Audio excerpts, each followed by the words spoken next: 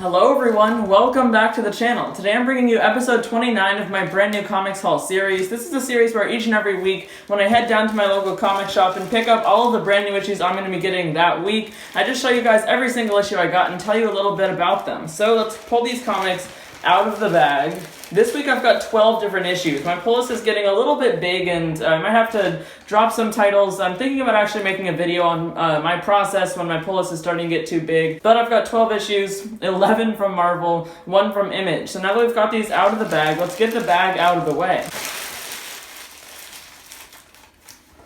Alright, now that that's over with, let's get right into this brand new haul that I've got today. So we'll start off with Image Comics. I've only got one issue from them today, so, let's get it out of the way. And this is one that a lot of people have been highly anticipating for a really long time. It's King Spawn #1. This exceeded like 500,000 pre-orders alone, but I just got the cover A here. That's a really, really cool looking painted art style cover, and this is part of the Spawn's universe expansion. So Todd McFarlane has been trying to expand his whole Spawn universe. They're launching a whole bunch of new ongoing titles, and this is the first of the companion Spawn titles. And this one is just the direct companion ongoing series to the main Spawn series, just following Al Simmons just like the other one is, and I guess, his other adventures that are going on. So Todd McFarlane is writing some of this issue, but he's not going to be writing it ongoing. Instead, we've got Sean Lewis on writing and Javier Fernandez on art. So pretty interesting creative team. I haven't really read that much stuff from either of those creators, but we've got like a Gunslinger Spawn back up in here, introducing a whole bunch of new Spawn characters in this Spawn's universe. So I can't wait to read this. Definitely look out for a review of this single issue. I'll let you know my thoughts on it and everything. Probably tomorrow I'll put that video out. So that's King Spawn #1. And next up, this issue actually came out last week, but I wasn't able to pick it up.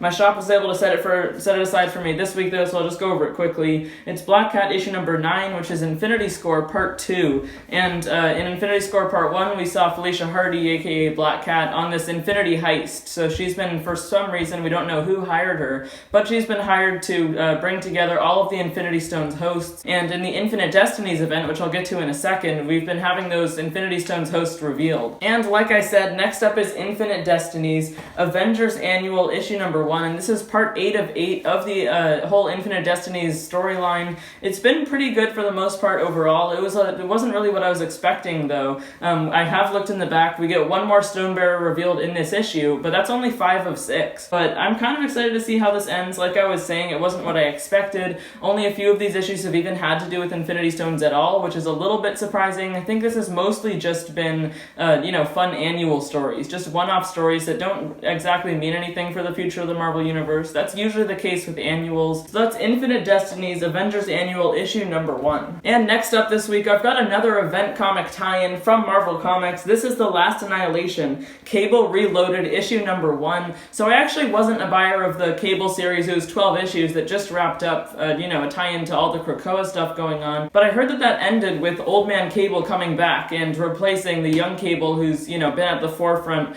of everything Cable for so long now. I don't know if young Cable is still in the loop or anything. Definitely if you got the Cable series and you know what's going on, let me know down in the comments section below, but I'm sure that it'll explain it in this issue. It's written by Al Ewing though, who's been writing everything Last Annihilation so far, and this issue's art is by Bob Quinn. I can't wait to read this one because Last Annihilation has been one of the best things from Marvel Comics in a long time, in my opinion. I think a lot of people haven't been getting Guardians of the Galaxy, which is the series where the main issues of the Last Annihilation event are going on. And anything Al Ewing I'll get these days. He's doing great work between Immortal Hulk, between Defenders, Guardians with Last Annihilation. So can't wait to read Cable Reloaded #1. And now I'm moving over to the Spider-Man side of the Marvel Universe. I've got like 5 different Spider-Man issues. Marvel's publishing a whole lot of different Spidey-related comics these days, but the issue here is Extreme Carnage Riot, issue #1, which is part 5 of 6 of the Extreme Carnage event. It's basically just this little mini event. It's going to be 8 issues spanning across 3 months, and we get these little one-shots which sort of focus around specific characters, but they also just tell an overall story.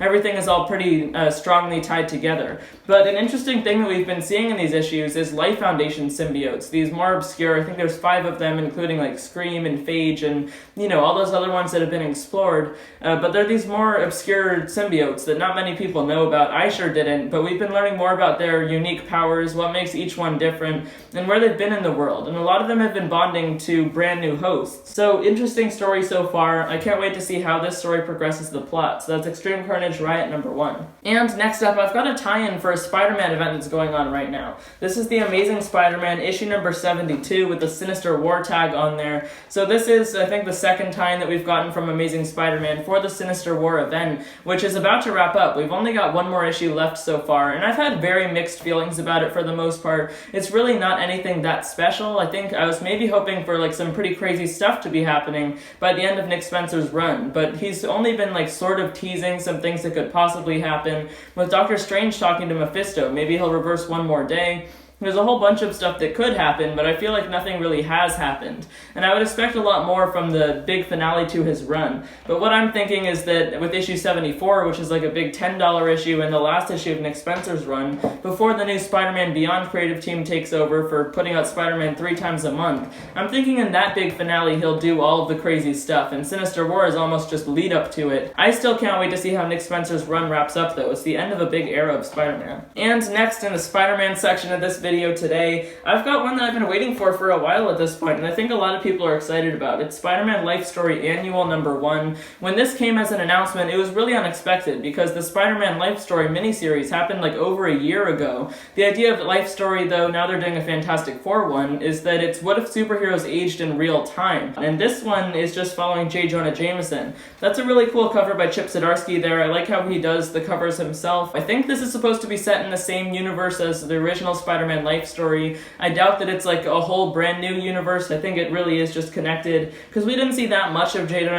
Jonah Jameson in the Spider-Man Life Story miniseries, so this is just his separate story, his entire life told, connecting to Spider-Man, how everything went down. So that's Spider-Man Life Story Annual number 1. I'm excited to read this story. And now next up, I've got the companion series to the main Spider-Man one. At least it's supposed to be, but it barely ever comes out. It's been like at least 2 or maybe 3 months since an issue of this book came out. But yeah, it's NonStop SpiderMan issue number 4. I did really like that David Finch cover there. The idea of NonStop SpiderMan is that it's non-stop action, non-stop craziness, non-stop villains, and just Spider-Man going insane, running away from things, and getting buses thrown at him.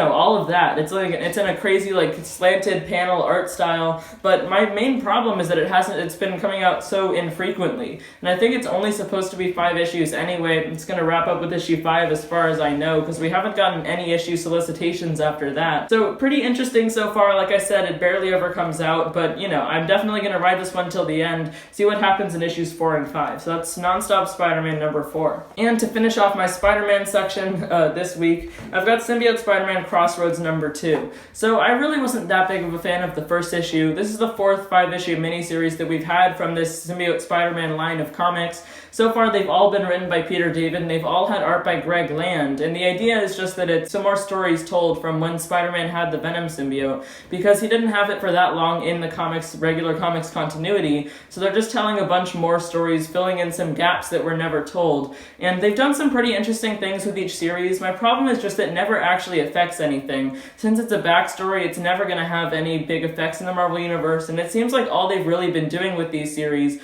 is taking the chance to just introduce a whole bunch of characters, or I mean not introduce, but just use a whole bunch of cool characters, and that's been kind of fun to see. We've had like Monica Rambeau, now we're having Hulk, because this series is supposed to lead into Peter David's Hulk run, which happened in like the 1980s, 1990s. And next up from Marvel Comics this week, I've got a pretty big release. It's an exciting one. This is Aliens issue number 6, the big finale to the current ongoing story arc of Alien. And then next issue, I don't know what they're going to do with it. It kind of seems like if you're writing an ongoing Alien comic, it can't be following the same characters all the time, right? Because Alien has always been more of a one-and-done thing. Each Alien film, for what I know, I've only watched the first 2, has just followed one cast of characters, and then they, most of them get killed by the aliens, maybe some escape, and that's the end of it. And that's kind of been what we've been getting with this. It does seem like Philip Kennedy Johnson, the writer of this series, and Salvador Larroca, the artist, are trying to tell more of an ongoing series. They've got like some big emotional things going on with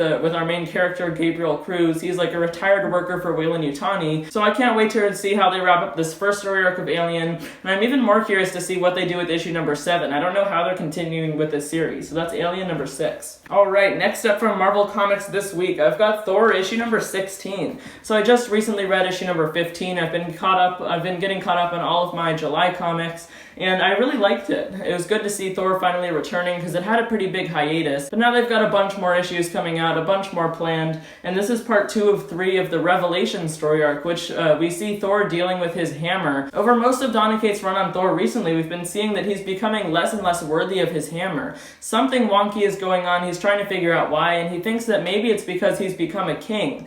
The hammer Mjolnir was never meant to be wielded by a king, it was meant to be wielded by the prince, right? So this is, of course, written by Donny Cates with guest art by Michele Bandini. We'll see how the Revelation story arc keeps on progressing. It seems like it's more of a lighthearted tone, not anything too huge happening in Thor right now. And now for the final issue that I got this week in this huge new comic book day haul, I've got Strange Academy issue number 12. So for a really long time, I was super worried that this was going to be the last issue of Strange Academy. We weren't getting any solicits for new issues, and, you know, it looked like it could be a conclusion. A lot of series end with issue number 12 if they're not selling well, but I'm so glad we've gotten the solicitations for number 13. It's coming in November. This is one of my favorite series with one of the best creative teams, so I was so relieved to see that they're continuing on with it. Strange Academy is, of course, written by Scotty Young, with art by Humberto Ramos, and it's about these Strange Academy kids attending a school for magic users. They're learning how to use their magical powers, being taught by some of the best magic users in the world, like Dr. Voodoo, Scarlet Witch, and occasionally Doctor Strange. I don't remember exactly what was going on at the end of last issue, but one of the kids is named Calvin,